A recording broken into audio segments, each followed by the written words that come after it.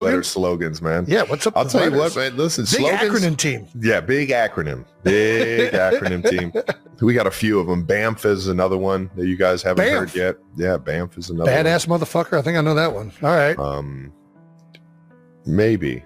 The thing is that's why it's an acronym. Is so you can say it. Don't have to worry about getting fined. There you go. It's sometimes you just got to throw an acronym together, a slogan together, and get the team, all under one understanding of how we're about to go about our day. And I think Coach Nagy and the offensive staff, we came up with this in I think OTAs.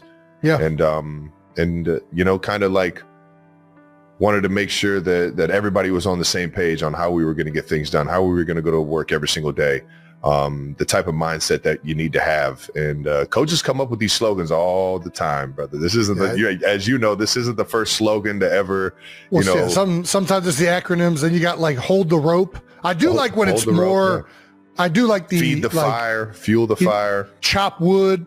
Yeah. And then you just circle the wagons. There's a nice little when you have a team motto, and I think it comes from Navy SEALs and military world where you have a one-word phrase and it just snaps people back into locking in, right? Yeah. And that's what this is usually used for. Do you remember ours at Cincinnati? DEFWU, baby. DEFWU. Don't ever fuck with us. Yeah. Broke it down. That was a big Derek Wolf. Was that Derek Wolf or was that a big red thing with Zip? You remember? I don't know where it originated, but it was definitely that Eastern Ohio Valley. Yeah, exactly. But yeah, that was a big one for us. Yeah, the acronyms are always fun for sure, especially if you get a good one. Yeah, you get a good one, throw it on a T-shirt, everybody's fired up, and that's what it's about. Is that everybody's bought in, everybody's saying it, everybody has that type of mentality, and when you get everybody to buy in, having fun with it, man. That's what it's there for, man. Not only you guys AAF on offense, you're AAF on defense. The defense has only given up 7 points in the last 8 quarters, 24 points in the last 3 games. Yeah. They're getting it done, baby. They're rolling right now. They were giving up some yards in that first half, but when players had to make a play, there was Trent McDuffie had a tackle on a 2nd and 1 where he just broke on a little rub route and just made a hell of a fucking play. Trent's a fucking dog, man. Also, shout out to Zach Ertz, Washington Commanders. The other 36, was he 36 too? He's definitely year 13. I think he's 34, turning 35 maybe. All right, a little bit younger. Yeah, he was a four-year college guy. 4-year college guy. There you go. Yeah, Stanford. Yeah, he might have been 3. Shit. Not just any college. Yeah. Yeah, shout out to Zach Ertz. Joined Tony Gonzalez, Jason Witten, Travis Kelce, Antonio Gates, and Shannon Sharp to become only the 6th tight end in NFL history with 800 career reception. Yes, sir. Me, obviously, everybody knows me and Ertz came in 13 years ago. Same draft class. 2013. And to see him still fucking doing it, man. We saw each other before and after it, man. And man. I just cherish every fucking game I get to play with that guy, man. Or get to compete against him, man. Yeah, absolutely. I got a lot of great memories from Zach. Got some hardware to share, too. Anything we missed about the game? Chiefs? No, man. No? We're rolling, baby. We're rolling. We got a big one this week against Buffalo on a short week, man. And the Bills got rolling again this past week. They were part of that, some of those blowout games that we saw on Sunday. And they put up 40? Is that right? Yeah. I mean, they can score with the best of them, baby. James Cook had over 220, 30 yards, something like that. Getting him the ball is pretty goddamn good. It's good strategy. Good strategy, yeah. So hopefully we can slow that down and keep putting up points like we've been putting up over the past couple of weeks. All right, now let's get to the rest of the NFL this week, which was a bunch of fucking blowouts like Jason was mentioning earlier. Let's start with this one. That was, it wasn't necessarily a blowout, but it was pretty one-sided. It was a blowout. Yeah, it was pretty one-sided. I feel comfortable saying that because the Giants already blew us out once, so we'll call it a blowout. It was blowout to blowout. Eagles 38, Giants 20. Obviously, one of the biggest storylines of the NFL is Scadaboo had a pretty aggressive ankle injury. Sending all the love to him. Hopefully he can get back, man. The NFL absolutely loves a motherfucker like that. Just a tough as nails, dude. Hopefully he gets back in tip-top shape.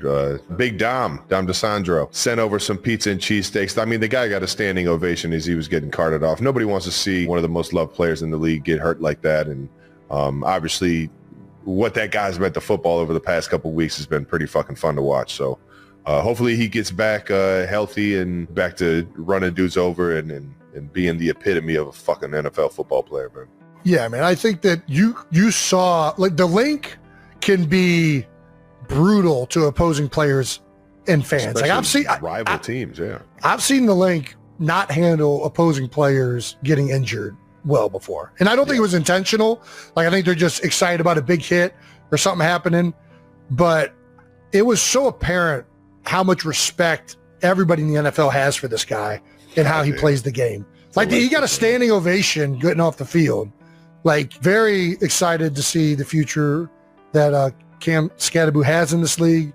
And in such a short time to entrench yourself with that much respect in this league just shows. I try and tell young players this all the time. Like, players like, oh, the fans are on me about this, or, I'm getting unfair criticism. Dude, if you just go out there and you play with reckless abandon, you will get cheered. Like, and I bring this story up all the time. Zach Ertz got crushed for a week or whatever. The first catch he had, he went out there and he ran through like 3 people, broke 3 tackles, and it was like being carried forward. And you know what happened? You know what the fans did? They fucking erupted in cheers. So I don't want to hear like, oh, like they're saying mean things. Like, motherfucker, you control it.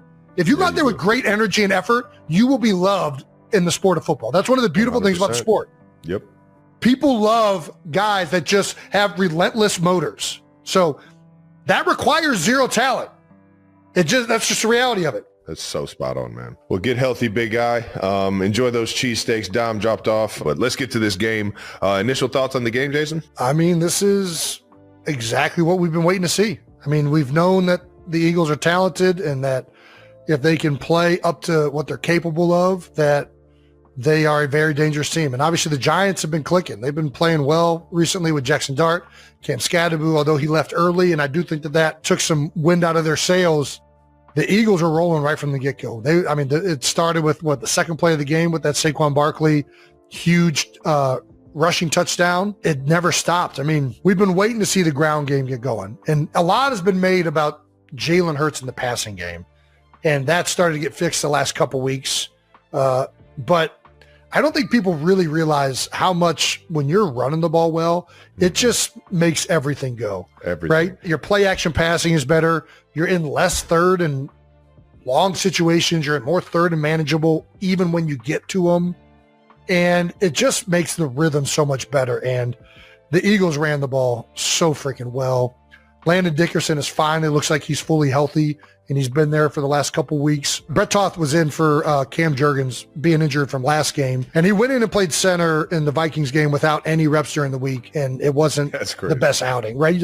That's a tough situation to be thrown into, right? Like, you work on guard and these other things all week, and all of a sudden you're live in the game doing the snaps. And he bounced back, man. There was a lot of criticism all week about the previous game and one of his games at guard, and he honestly was one of the best players up front for him throughout the day. He had a bunch of crucial blocks. He did well in the combinations. He had a lot of fold schemes, pulling around, making blocks at the second level. And something else that I think doesn't ever really get talked, and I know this just because I know Brett, he puts the line in a really, he's going to make sure the calls are right. And that is such a big part of having a backup going at center.